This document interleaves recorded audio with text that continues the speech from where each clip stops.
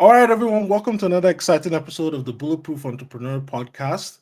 In this series, we're going to be starting a new series which is called Laid Off to Paid Off. And my first guest on the Laid Off to Paid Off series is Randy Pulayya. He's the founder of West Indies Peppa Sauce.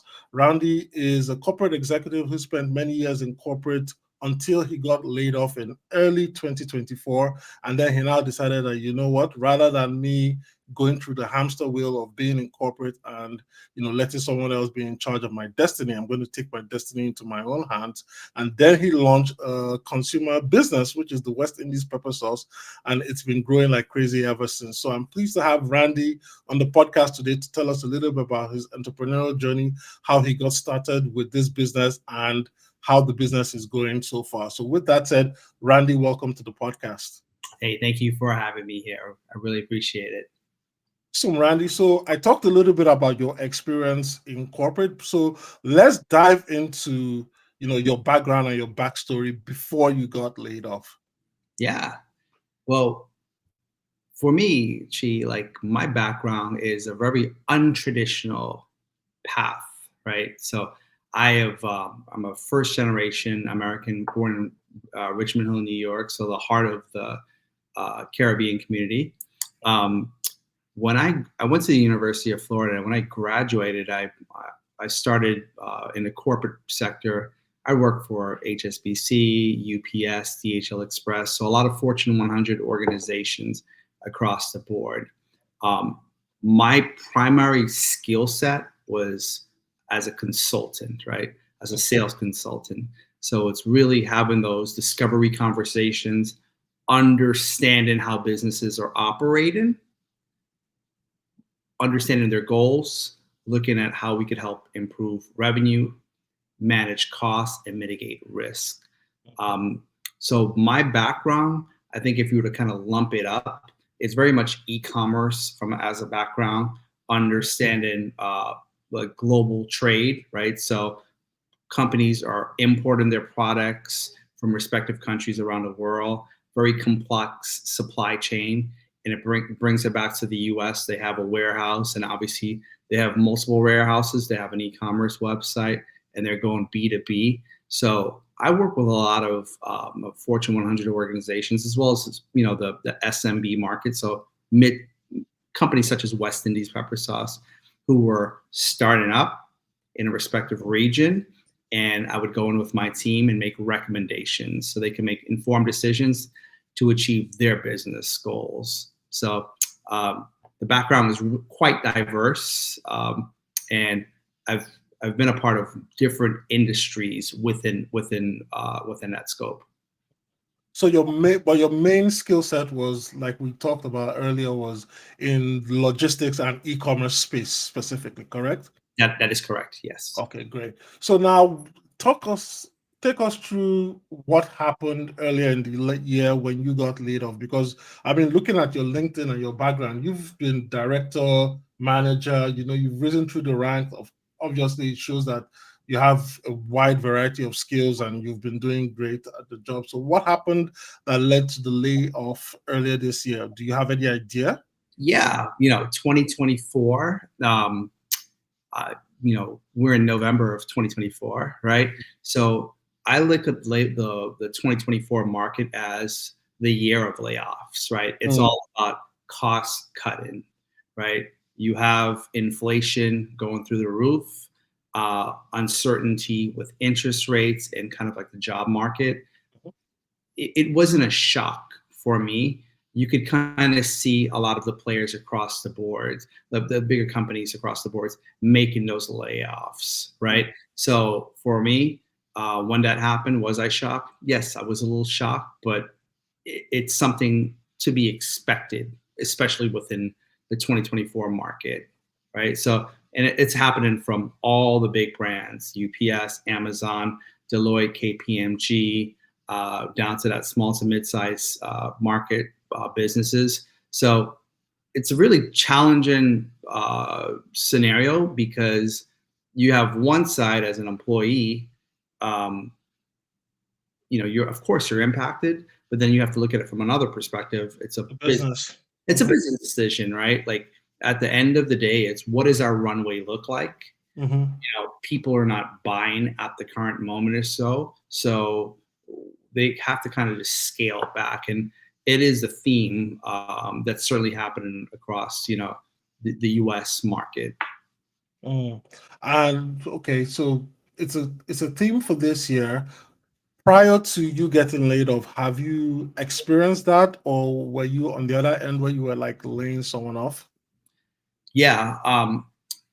With regard to some of our endeavors, we lived in Vietnam. We had a sourcing company, VP Exports, where we were manufacturing dresses. So we never had to lay anyone off before. We've always ran a lean team. So, the short answer is no. Okay. Okay. So you got laid off, and walk me through, your mindset and what's going on through your head, because I know you also said shortly thereafter, within like a couple months, right? Your wife also got laid off as well. Yeah. So the mindset was, all right, got laid off. This is, you can't take it personal, right? These things happen. I'm a firm believer on, things happen for a reason in life. And sure, it's important to kind of understand the moment, but it's very important to understand, hey, this is what happened, and this is where I need to be. This is where I'm going to be taking this. So I got laid off back in March of this Mm. year, and about 5 weeks later, my wife got laid off from her Wow. fintech job as well. So we were hit with a double whammy, and Mm. um, Chi, like, is there stress? Absolutely. There's definitely Yeah. stress. Are we prepared financially? We are prepared financially for that. We use this as an opportunity to launch West Indies Pepper Sauce. We've done a soft launch in February of 2024 with West Indies Pepper Sauce, and Shauna and myself just said, hey, listen, we have all the skill sets in order to make this happen. She's a marketing director. My background, again, e-commerce, logistics, walking through that customer journey. And what we did was we didn't feel sorry for ourselves. We just jumped in, created our website, created the marketplace, started going to farmers markets, started getting in front of customers, and just doing A/B testing on, hey, what does West Indies pepper sauce look like? And for us, that involves going to markets. That obviously with goes about with doing a press release, getting onto podcasts, getting customer testimonial videos or so, and then we start getting a lot of interest from big box retailers and Mm. small to medium sized businesses, and everything just kind of just came full circle to us, and that was just a thing of beauty, right? Mm. And I think what happens, Chi, is as that happens, with any type of small business you start up, you don't know if you have a viable product or service until at the end of the day when your customers are willing to pay Mhm. money for your product or services. And it was very clear to us as soon as we started doing the markets and launched our business, our website, the orders kept coming in, and Mm. repeat orders kept coming in. So we decided, hey, we have something here, and we need to look at a long-term plan on where we're looking to take West Indies Pepper Sauce. Again, we're in our first year. We know Okay. it's a long journey, but we there's a saying: when life gives you lemons, you make lemonade. We Mm. say it differently, right? When life gives you peppers, we make some pepper sauce. Okay. So you mentioned two things. One, you said you were prepared financially. So what did that look like, being prepared financially? Were you saving all the while you were working, or what? How did that look for you? Because I don't think, like, I've been laid up in the past, and it's not something where yes, you probably get the severance, right? I do remember that, but Mm-hmm. I don't think a whole lot of people, especially these days with high inflation and high cost of living, many people do not have a huge runway. So could you explain on that further? Yeah, gee, that's a really great question. So we're the children of immigrant proud immigrant parents, right? I'm Guyanese American. My wife's family is Vietnamese American. So we come from the struggle, right? So growing up, we would always see our parents, work their jobs. We tend to cook a lot of food at home, and then obviously allocate a percentage of your income coming into savings or so. For us, we we are very intentional about living below our means, right? Just because you got it doesn't mean you have to spend it, right? So this is something, my wife and I have been together for 17 years, right? Like I said, we lived in Vietnam and South Korea for 5 years, been to 60 countries, 6 continents, taught English, had a manufacturing business while we were in Vietnam. So we always continue to save, since we got together. And even though we have, as well as we have a growing family, we have a 5 and 7-year-old, it never stopped. It never stopped. So obviously while you're saving, it's super important to make those investments, right? Whether, that's in real estate or the stock market or even, the crypto market or opening a different business, right? It's about having some type of passive income. So, things happen to us, and I'm happy that we weren't impacted financially in a negative manner or so. We weathered the storm, my wife, she ended up getting a job offer last month, so she's back at full-time work, and I'm full-time on West Indies Peppa Sauce. Like, kind of going back to like what we talked about, is the signs are there, right? Yeah. There's a market here, and in order to scale this business, you have to be in it full-time. Full-time, yeah. Sure. That makes a lot of sense. So the second thing you kind of skipped on was basically, where did the idea come from? Because you already talked about, okay, you were okay financially, you decided, this was the time to do the business, but where did the idea for making West Indies Peppa Sauce come from? Because, we all know about sriracha and a whole bunch of other pepper sauces. And, since shows like The Hot Ones and stuff have come along, there's been an explosion in this particular category of FMCG goods, right? Yeah. So where did your idea come from, and why did you think you would be competitive in a market that is already, beginning to have like a ton of competition? Because like a few years ago, you didn't have more than like a handful, right? Mm-hmm. Yeah. So great question there, right? So where did it come from? Like, having traveled and being that first generation American, coming from New York City, traveling around. My wife is from Arkansas. I'm 40 years old. I remember back while I was at the University of Florida with my roommates, I would make pepper sauce. I would make pepper sauce and make it, and then share it amongst my friends and just individuals who had a love for pepper sauce along the way. So it's something I've been doing by myself, and it comes back from my great grandma's recipe, which is 4 generations old, right? So we lived in DC. I was doing the same exact thing for our group of friends and shipping it out, just in a mason jar to our friends. And I would always get, lots of compliments. And I did it because I wanted to share our culture, right? From that aspect. Just so, with regards to, how that happened from, as a hobby to this, was this, you go down the hot sauce aisle, right? You go down the hot sauce aisle, there's plenty of brands, local brands, the bigger brands are on the market or so, but you always see a lot of words Caribbean on their packaging. I've been a consultant for the last 20 plus years. I do my research. That's who I am or so. I understand who the players are in the market or so. There's not a lot of folks who look like myself who are representing our culture from the West Indies on a hot sauce level or so, right? So, of course, you had mentioned the Hot Ones. Of course, we want to be on Hot Ones, right? Of course, we want to be out there. I look at the sriracha. I love this story. My wife is Vietnamese. Our kids are half Vietnamese and Guyanese, right? And I love that story to my core. He came from Vietnam to California. He started making his own sriracha sauce, and he just kind of blew up, right? Yeah. He was hand delivering. He was at farmers markets, and I think they were actually worth $1 billion. The Yeah. only hot sauce at $1 billion.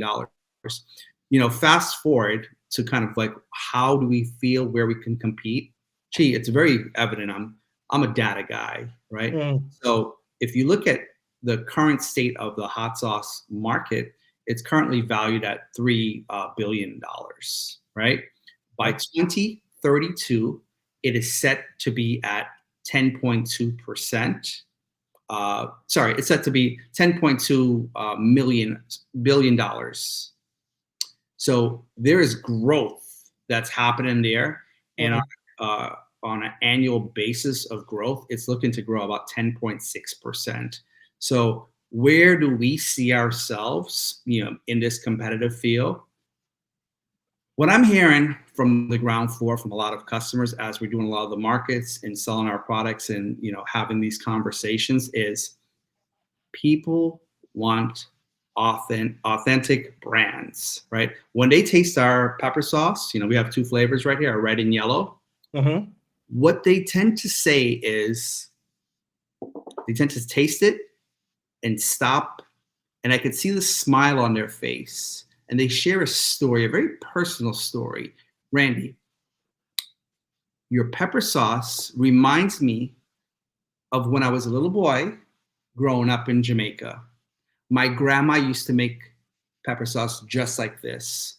Or, hey, Randy, we make pepper sauce. We always go back to Guyana or Trinidad to get our own pepper sauce. It's not the same. There's something about your pepper sauce that screams like our culture, how proud of it is. So we're vegan, we're gluten-free, and we're all natural. So we're getting a lot of feedback from our customer base, and our customer base is wide and deep, right? Earlier this year, we did a big event in Miami, Soca Food, Wine, and Fet. It was hosted by Vanessa James, and some of the top chefs in the Caribbean and West Indies were there, including Foodie Nation and a lot of other bigger players in the scene. We walked away from that event with chefs wanting to partner with West Indies Peppa Sauce, so our pepper sauce could be in their restaurants, so they could share it with their customers. So the way how we're looking to take this is we're a brand that's authentic from the Caribbean and the West Indies. And in the market right now, there's no other players who can compete and touch what we're doing. So that's a little bit about our strategy. Okay. So another thing, I know you touched on your customer base being wide and deep, but the key stories you were saying were primarily from people from your culture or from the Caribbean culture, right? And as a Nigerian, when I was in college or grad school, and I would have friends over, I'm used to eating very spicy food, but I'm very conscious that my friends from Europe or from America are not used to spicy food. So even when I would tone it down, so say for example, if I cook, I would probably eat with maybe 4 habanero peppers in my sauces. I have to tone it down to 1. It doesn't even show up for me, but even that 1, it's kind of a lot to like a European. I remember my Dutch friend is like, he's already sweating and turning red, and I'm like, dude, it's only 1 habanero in there. So how does it typically affect people who did not grow up eating spicy food? Yeah, no, that's a great question. So the way how I kind of, as we're doing our demos, our tastings at the markets, we typically pair it with, certain foods like mac and cheese is a very popular item for us. Okay. I describe it like kind of like we're drinking wine, right? If you're going to drink a Malbec wine, you're going to pair that with some type of a meat, right? With a piece of steak or a lamb that really balances it out. If you're going to have, some ceviche or some seafood, you're going to want to pair that with white wine, right? So our red Scotch bonnet pepper sauce has a bit of a citrus undertone. So it pairs really well with like eggs, mac and cheese, guacamole. You use this as a marinade. You could add a little bit, about a teaspoon, to your serving. If you want it to be spicier, you just add more to it, or you could add it on Okay. top of it. And for the yellow, has a bit of a tangy in its own. Pairs really well with like pork or like a seared fish, or even Mm. as well as tacos. So going back to the question, with regards to like how do the customers like dictate how much is enough, Mm-hmm. we always tell them start off with a little bit. Okay. And Chi, we are a data company. We're collecting data. Our customers will order. I'd say 50% of our customers love the red, and the other 50% loves the yellow. 75% of our customers will purchase both of our jars because they can taste the flavor profile and it pairs well with other foods that they want to make. Um, with regards to the individuals who say, "Hey, I'm not a big fan of spiciness.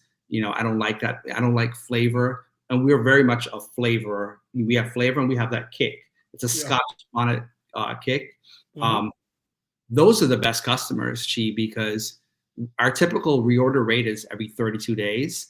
But Okay. for what we're seeing from a trend-in perspective is the customers who don't like pepper sauce, they're reordering every 2 weeks, right? Mm. America's taste buds are getting spicier, Us, yeah. right? And it's very quite evident on that. And people are very excited. They send us photos, they tag us on our Instagram or TikTok or Facebook on how they're using this. And yeah, it's great to share our culture with the world from all backgrounds, and it's really cool. It makes me really proud, and that's what we're looking to do, right? We're looking to preserve culture. Mm. So when grandma and mom passes on, food culture does not have to die. We're here to keep it alive for future generations, for everyone to enjoy. Yeah. And before we get into a few other technical questions, is how do you currently make your sauces now? Because you have a focus on only two sauces, so or two. When I call them flavors, how do you refer to them? Are they two different Yeah, flavors or what? it's two different flavors. So we have Two our different flavors. red pepper sauce and then our yellow pepper sauce. Okay. So how do you currently make it? Because I'm imagining when you first started out, maybe you and your wife were making it at home, right? Mhm. Now do you have like your own facility, or are you using like a co-packer, or what's the deal behind the manufacturing? And then the follow-up question to that would be someone thinking of, starting this. You started out as a hobbyist before you now turned it into a business. What would be some of the things someone to think about? Not necessarily if they want to make pepper sauce, but if Mhm. they have some type of craft or something they've been working on in the past couple of years, and they now think, okay, I've been laid off because layoffs are going on in 2024. How do I go into the next step? So maybe that's part two, but let's talk about part A and part two. Okay, yeah. So for the first part, yes, for the last 20 years, I've been making it at home. As we started West Indies Pepper Sauce, obviously we got all of our licenses and certificates in place. We are making it out of a commercial kitchen, uh, Okay. and for us, we're really focused on consistency, right? We want to be authentic. We are vegan, gluten free, and all natural. We're Mm. not looking to dilute our culture, not looking to dilute our pepper sauce. So it's very flavorful. Um, we are in talks with a few co-packers right now, and with those co-packers, that would increase our ramp up our monthly volume to put us in a Wegmans or a Whole Foods or a Mhm. Target or a Sprouts. So in order to, it's an important step, and not everyone needs to go down that route. Mhm. We're going big, right? Yeah. We want to get our brands across national distribution. So uh, Okay. currently, we're doing a lot of A/B testing. We know we have a viable business right now. With regards to, and also I want to add, in our 8 months, about 2 weeks ago, we just won the 2024 Spicy International Flavor Sauce of the Year award Nice. in the Caribbean section. And Nice. You know, we're really proud of who we are. We have a story to tell, and consumers are bought into our story because they could sense that authenticity, right? With your second part of your question on for those who are out there right now, you might have a hobby and you're looking to, what is the next step? I see those folks all the time. I'm at different events around the Central Florida market.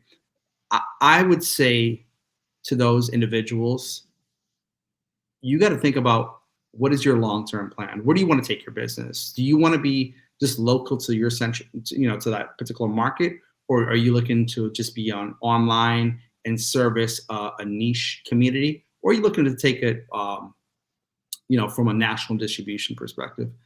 My advice is do your homework, learn about the industry, learn about the trends, see who the players are, understand the price points, your value add.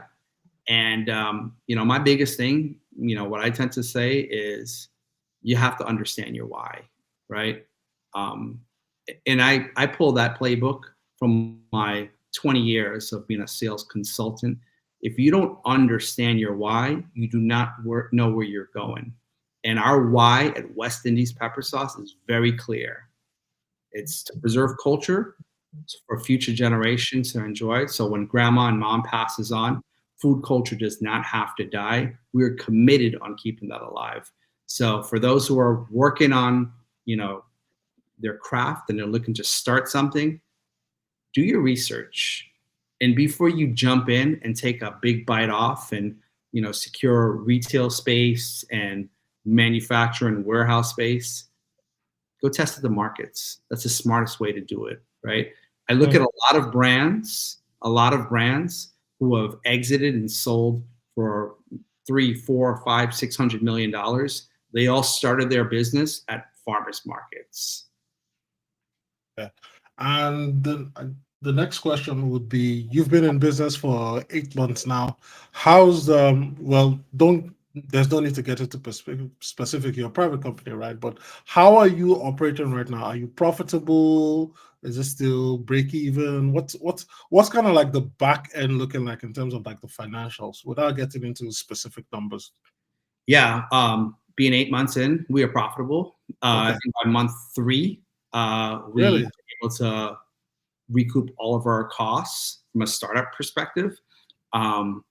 And we are profitable as an organization. We're at a point, again, being 8 months in, we're getting tons of investors, knocking on our doors, reaching out to us. Right now, we're bootstrapped, so we're not looking for any type of outside investments right now. We're looking at. Would you want to? Would we want to? When the time is right. Okay. When the time is right. Okay. When the time is right, and it also depends on that potential investor. We're not looking to take money just from anybody. If you're not going to add value to our business from a CPG perspective, we're not interested, right? We are looking, we're looking to bootstrap our business as long as possible. Obviously, working on, getting some additional financing in place as well. But right now, it's great. It's a fantastic. It's a fantastic thing to think about a business. Mm-hmm. From writing it down on paper to making it reality and having customers buy your products and then repeat buyers. And then, now we're in a few different stores, and, that's going to be our goal for this year, is to expand our stores across national distributions, right? So people could find West Indies Pepper Sauce in their respective markets, because that's what the customer wants. And, we're following the data right now. So we didn't even talk about it. What's the price point for the sauce? Yeah. So for our red and yellow, we're $15 a jar. Jar, It's a okay. 6-ounce jar. And for this, you got to think about it from this perspective. As you're making your baked chicken, or you're marinating your food, you have to use salt, black pepper, extra virgin olive oil, and whatever your respective ingredients are. We're a pantry item, right? So when you're making a meal, whips should be going into your meal, right? a quarter teaspoon, a full teaspoon, depending on your taste buds. For those who are not cooking a lot and they're getting takeout, um, we see it all the time from our customers. They're getting takeout food and they add whips over it, and it's incredible, right? So it's a very much it works multiple ways. And for those who are drinking, we make a whipped spicy margarita. It's on our Instagram and TikTok, and we have these videos to show you, hey, this is how you actually can use our product, because it's a very versatile product or so. Oh, okay. That's very interesting. So when it comes to scaling and growing, because you just mentioned your bootstrap, right, and you're profitable, I would say for you to get investors, right, it's going to be largely determined on, being able to get into all the stores, right? Like Target, Wegmans, Whole Foods. I know Whole Foods is the big one a lot of people go into, because that's when you now say, okay, if Whole Foods is taking, 100,000 orders or 200,000 orders for, the Midwest region or wherever, right? You need financing to meet that, and then you can't do that yourself on your team alone in a commercial kitchen. You need the scale of a co-packer. Is that what's going to inform taking the investment money? Yeah. So that's a great. I love that you bring that up, Chi. Right? Like for us, we're gonna ride this out as long as we can with our own money, and we have strategic advisors who are in the background. Again, we own 100% of our company. A lot of ways that brands do this is you get a purchase order from a respective retailer, right? Hey, to place, your product into all 3,600 stores, purchase order in hand.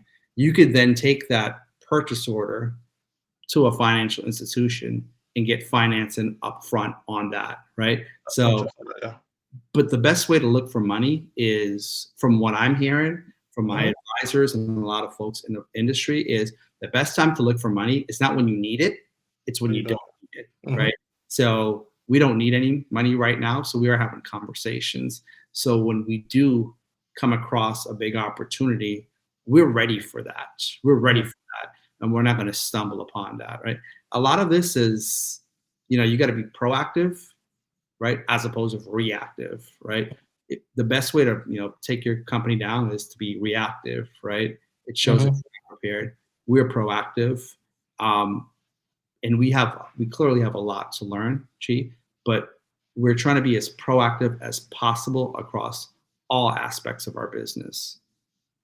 I think what I've noticed, like working in consulting with startups, is a lot of people tend to over glamorize the taking the money, not realizing like taking on investment is not a sign of success. It's the business growing and you having, a need to actually use that money. Because I've always heard, oh, we raised $1 million, we raised $1 million. I even know startups that have raised money.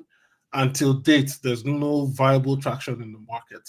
There's no customer orders, there's no growth in the platform. It's just the only metric they were focused on was raising money.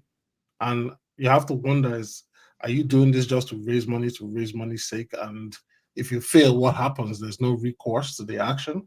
So it's a different ball game to play when you're playing bootstrapped first. And there, if you are on LinkedIn for any period of time, I think that this guy Greg Eisenberg, he talks a lot about how the business world is transitioning more towards the bootstrapper, simply because you avoid the problems of getting investors who could eventually kick you out if they don't like your leadership style or your focus, as well as if you're bootstrap and you're profitable, you can grow, like you say, use bank financing, keep growing, financing on your purchase orders, and you don't have to deal with any stress, and then you control your own destiny. Should General Mills or Mondelez or whoever comes over and say, hey, we want to buy this outright, it's a conversation between you and your wife versus you and the board, right? To now decide what you want to do. So it's pretty interesting way to go about it.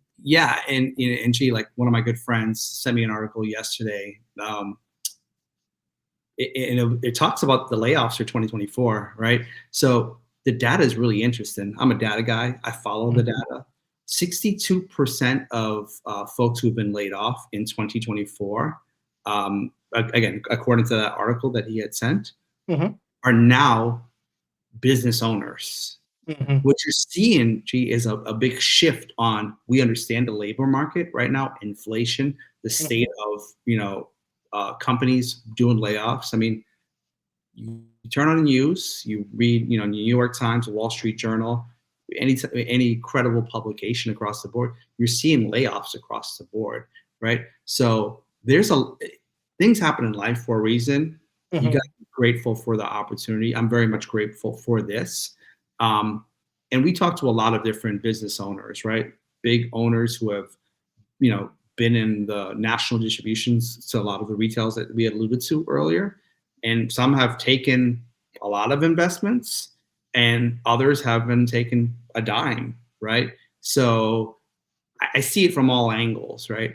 I think at the end of the day, you got to have a strategy. Like, as you look forward, you have to understand, hey, this is where your current state is right now, and this is your desired state. How do you get there?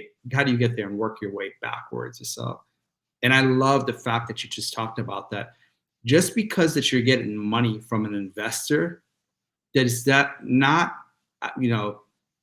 essentially equal automatic success? You're on the hook, G. You're on the hook. You have an investor to have those monthly or weekly calls on, hey, what does sales look like? Hey, what does our strategy look like? And they can dictate your strategy. And if you don't have the right strategy in place, well, good luck, Chuck. See you later, alligator. So it's really important to understand where you want to take your business and be mindful, right? For us, when we do decide to take on funding this, so we're looking for a partner, right? And if they're not bought into where we want to take this, well, I'm comfortable saying, no, thank you.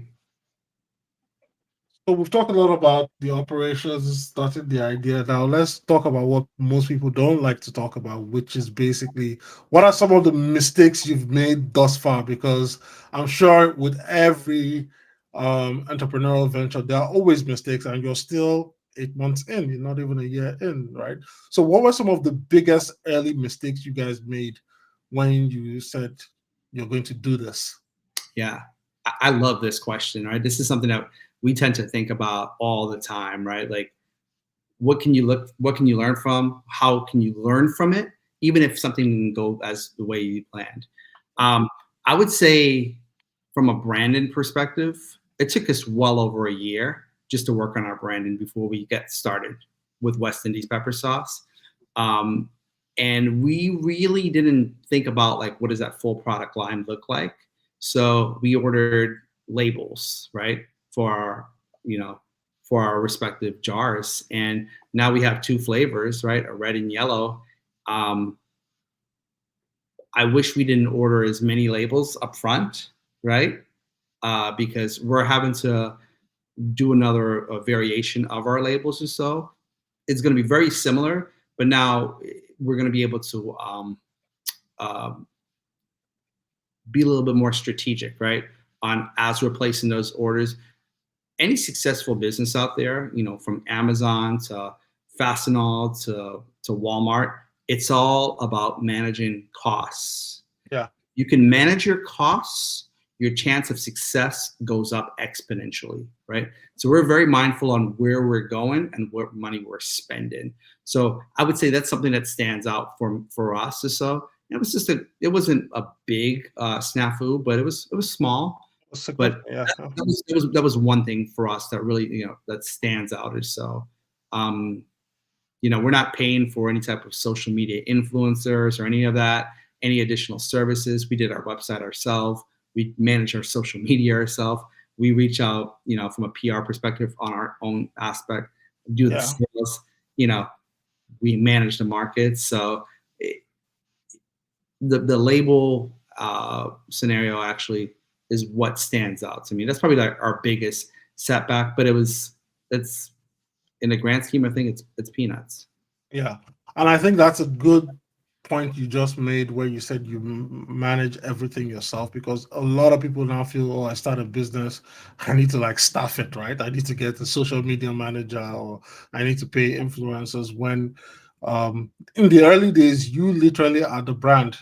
You're not a corporation where you can afford to just burn money and, if it works out fine, it doesn't. You, Randy, and your wife are Mhm. usually the brand. And so if people don't see you like they're seeing you now with your t-shirt and your hat on, it's like, is this guy really actually serious about promoting his company or what? Oh, absolutely. Gee, listen, I'm wearing this for the podcast, and I'm very happy to be here. But this is Yeah, every day, right? yeah. I live and breed our brand, right? When I'm going out to the store, you're seeing me in my whips gear. If I'm playing pickleball or basketball, same exact thing. I'm picking up the kids at school, same exact thing. And I'm constantly seeing and meeting individuals, and then I'm doing my elevator pitch, right? And it's great doing that because people are bought into that level of authenticity and that passion. Mm-hmm. And the crazy thing is, when I'm going to pick up my kids from school, like, I'm talking to one of their other teachers, and then guess what? An order comes in, right? I'm going down to the store, just to get some produce as we're making our meals. And of course, I'm going down the hot sauce aisle. I always am. I'm always looking to learn, right? It's always about that data. And I'm talking to customers in that aisle. Hey, talk to me about your buying decision. What does that look like? What are you looking for? And it is it's working, right? Mm-hmm. People feel that authenticity, right? So you had asked the question earlier on brands, on if you're looking to create something, what should you do? Mm-hmm. Brother, you got to have passion. If you don't have passion, forget about it, right? Like, Yeah. people can taste people, people will pass on that opportunity. As we start to wrap up the conversation, Randy, I have maybe one or two wrapping up questions for you. The first question is, what if you could do it all over again? You're still very early, right? But I think the main thing I want people to get out of this is like you said in the article, 62% of people are starting companies now. In my opinion, now is probably the best time, thanks to the rise of AI, because guess what? Just you and AI, you can do a lot of the things. I don't know if you implement AI in your business. You know what? Let's find out. Do you implement AI in your business, Yeah, Randy? we do. We use it for like the first iteration, and then we make our own edits, right? For some of Good. our social media posts, Yeah. I'm not a writer. Gee, like, Mm, for me, sometimes we'll have a beautiful post, and we'll just throw it into Chat GPT, kind of see what it says, and then we clean it up, right? So we do mm-hmm. use AI from a social media perspective. Are there other areas that we can implement AI? Absolutely, right? But for us, we're a brand about A/B testing, right? We're never just going to jump in and say, "Oh, we're gonna replace this with that." You Mm-hmm. have to do the tests, and you have to see how it works and what doesn't work. So, yeah, we come from a technology background. Technology is everywhere, and those who are not, leveraging your resources, um, you're missing out. You're missing out on huge opportunities. For people who are, they're laid off, they're either applying to jobs, not getting any traction, and maybe it could be the heavens telling them, you know what, it might be time to do your own thing. And some people might say, well, I've never started a business before, I've never even sold anything on the side before.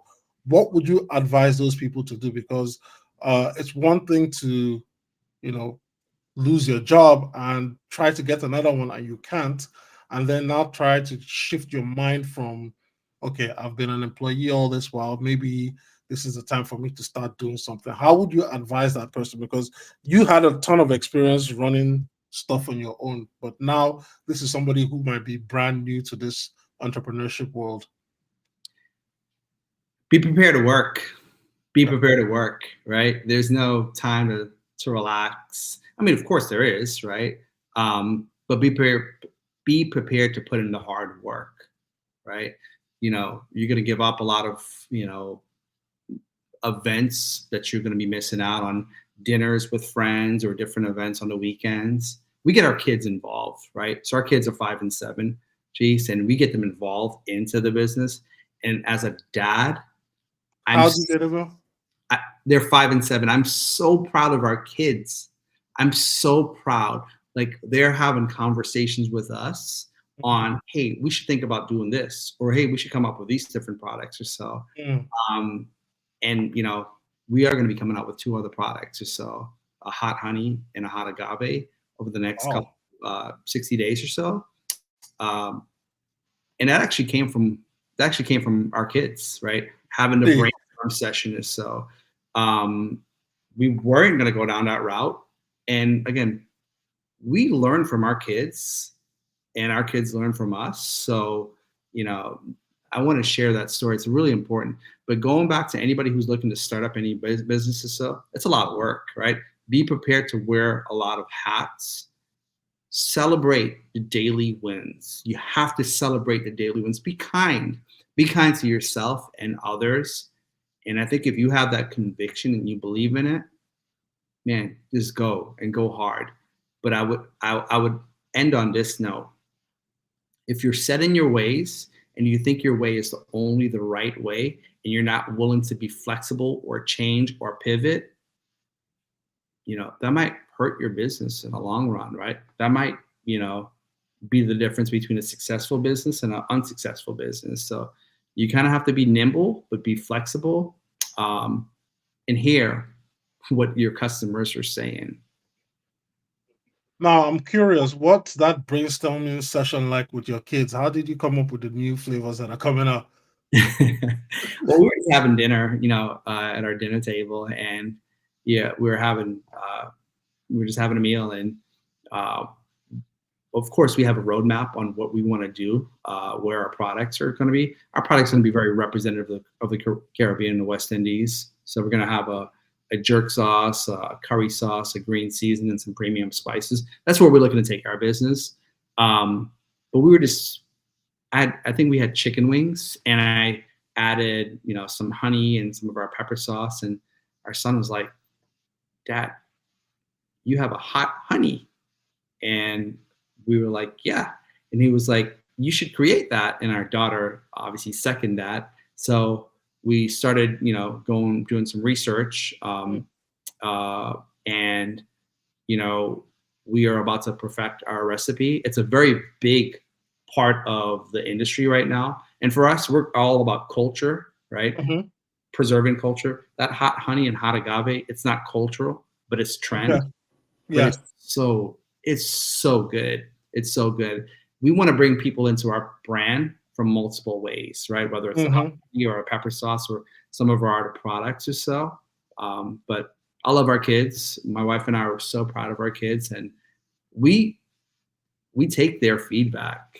We take their feedback. We take them to the markets, and we get them. We get these rules. So we have these goals.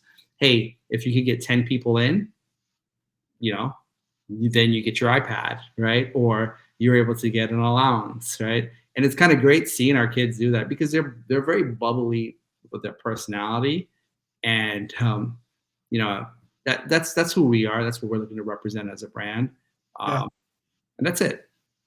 Yeah.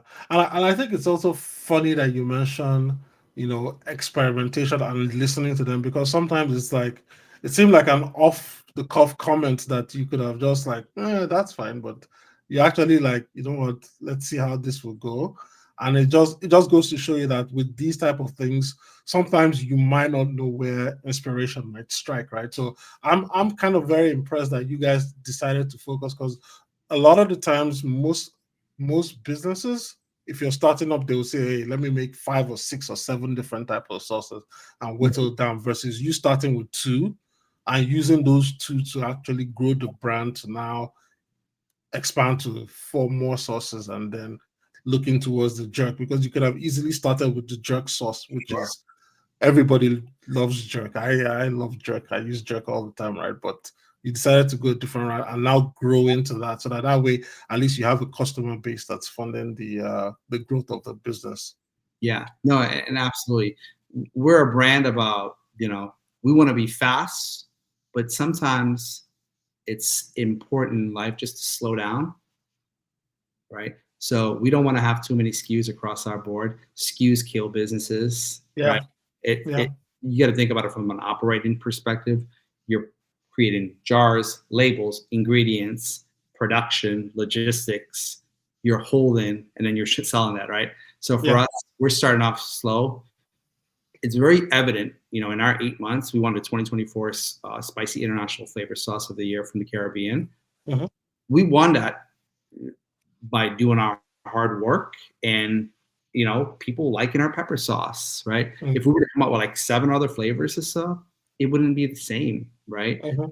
We want to do something and we want to do it well, right? So when we have those copycats who try to come after us, they're not going to be able to touch us, right? Because for us, people know our brand. They're a part of it. They're rooting for us, and man, we're just getting started. Awesome. And so, any final words of wisdom before I let you go, Randy? Yeah, I would say, G, thank you so much. I really appreciate Pleasure. who you are as an individual, hearing about your story, and giving us a platform just to share the story of West Indies Pepper Sauce. If you're a fan of, to the audience, if you're a fan of hot sauce, if you like flavor, if you want that authentic pepper sauce that reminds you of your great grandma or from the Caribbean, if you've gone there on a cruise or travel out there, for us, our flavors are very unique to the Caribbean and West Indies. Give us a try. We're on Instagram, TikTok, Facebook. We just launched onto Amazon, and we're looking to grow our business across the U.S. market, and then slowly we're going to be jumping into Canada as well. But give us a follow and follow us on our journey. It's a hell of a journey, and we're really proud on where we're going. Be sure to link to everything, including your website, your social media, on the show notes when this goes live. So, Randy, my friend, thanks a lot for coming to share your story. I appreciate you taking the time to do this. And for anyone who's listening to this and you've been laid off, like Randy said, just try, experiment. Yes, you can still search for a new job, but you know what? It might be a redirection for you to try your own thing, and you never know how it could go, right? So, glad to have you guys watching the Bulletproof Entrepreneur. Looking forward to bringing more of this laid off to paid off series to you guys. And with that said, I'll see you on the next episode. Thanks a lot for tuning in, and have a great day wherever you are. Thank you.